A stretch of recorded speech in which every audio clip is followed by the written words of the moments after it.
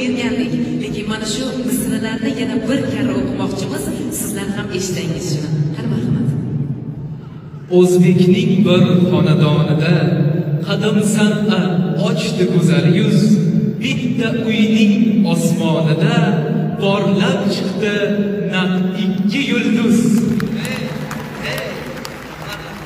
Bu lahzani intiq tunu kun kutganlar bor juda intizor. Bugun dilni shod etmoq uchun aka singil har doim edik juft bo'lib xalqimizning xizmatiga tayyor. Rahmat. Assalomu alaykum azizlar.